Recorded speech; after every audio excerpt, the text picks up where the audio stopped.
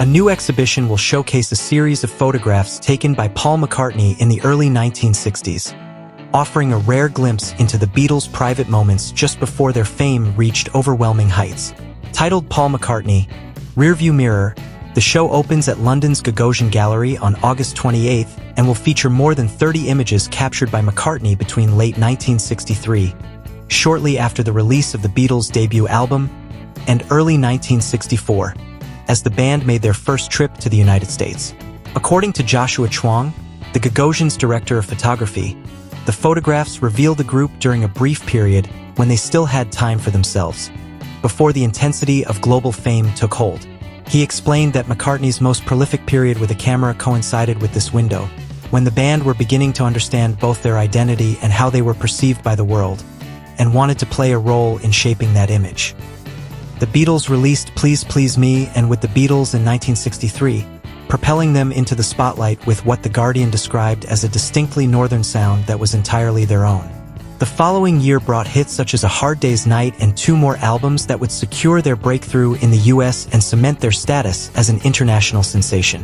In autumn 1963, McCartney began experimenting with photography, long before he and the band became among the most photographed people on the planet.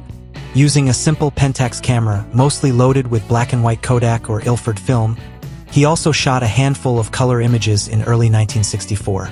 Chuang noted that the band seemed aware they were living through historic times and wanted to document it from their own perspective. The color photographs capture the Beatles' first encounters with American show business, including behind-the-scenes moments at The Ed Sullivan Show and poolside relaxation in Miami before their live appearance. McCartney's lens also found fans waiting outside hotels, crowds of paparazzi, and more introspective self-portraits taken before performances and interviews. One of these self-portraits was taken in the attic of his then-girlfriend, actress Jane Asher, where he composed the melody for Yesterday. Chuang observed that the self-portraits reflected a rare moment for McCartney to pause and see himself clearly amid rapid changes, perhaps attempting to preserve a fleeting point in time without knowing what the future held. The photographs also document a transitional moment in the Beatles' career, famous in Britain but not yet universally recognized abroad.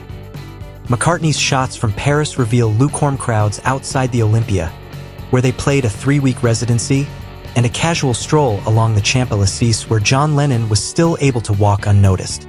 Some of these images were previously shown in 2023 in Paul McCartney Photographs 1963 to 64,